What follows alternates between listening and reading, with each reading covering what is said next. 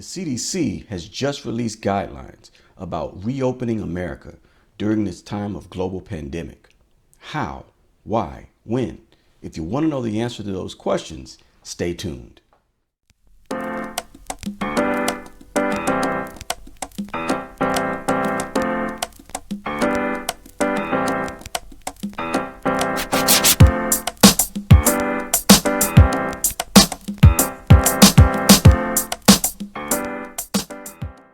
Hello, I'm Dr. Travis Batts, a cardiologist, and want to welcome you to one of the first episodes of Dr. Travis Batts, the Lifestyle MD.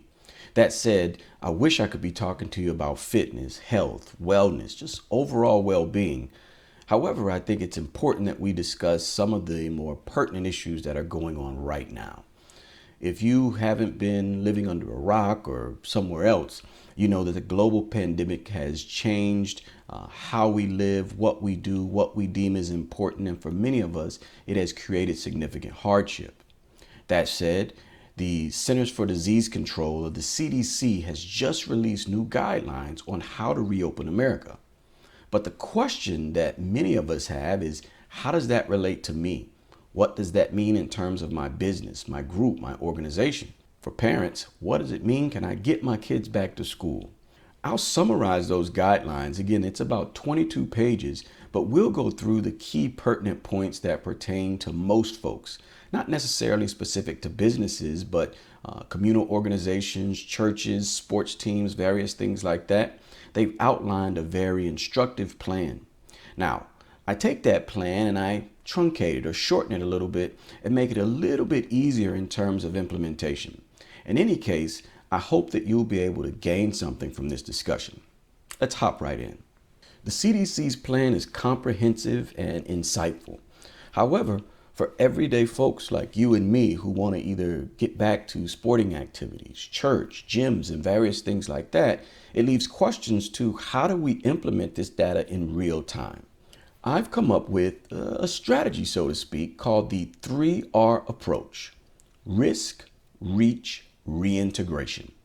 What this strategy does, it allows us to assess risk.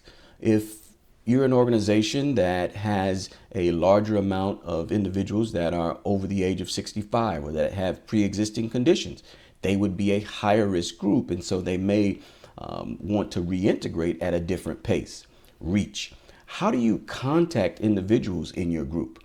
Do you have an internal email system or through an app of some sort that allows you to disseminate information quickly to allow them to understand what they need to do prior to reintegration? And so again, the reach mainly speaks to your ability to enhance communication during this time that we know it is imperative that we let people have the ability to understand what our placement is. And then finally, reintegration. Now, reintegration is a little bit different. So reintegration is a strategy where you integrate those people after you've assessed risk, identified that you can communicate with them effectively. But there are 4 P's to true reintegration. The 4 P's. The first P is partition or separate. This is where you use your data to say who should come back. Once you identified which patients in your group or organization are at risk, then you can accurately say that it is safe for those people to come back. By all means, we want to reintegrate them, but we want to make sure that we're safe and that the virus has remained relatively stable. In many cases, some of the ways that you create these areas of separation or partition, or by potentially already formed groups in your organization, potentially by age, risk factors. But again, we want to make sure that we make patient privacy a priority. And so again, these questions would be very broad. The next P to the reintegration process is practice, meaning many of the behaviors, whether they be social distancing, wearing a mask, hand washing, hand sanitation, various things about cleaning the area, those practices need to stay in place. So after you've assessed risk, and you determine which practices, which in many cases all of them should do, need to be reintegrated. Now communicate that with the individuals prior to their return back to your facility or group.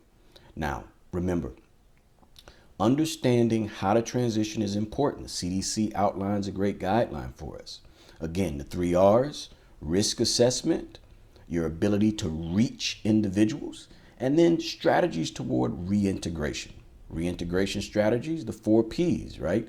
Where you partition, you utilize various practices to reduce risk, you look at placement, and then you go through your phases. All right. Thank you for listening. And again, I hope that you would be interested in more discussions like this.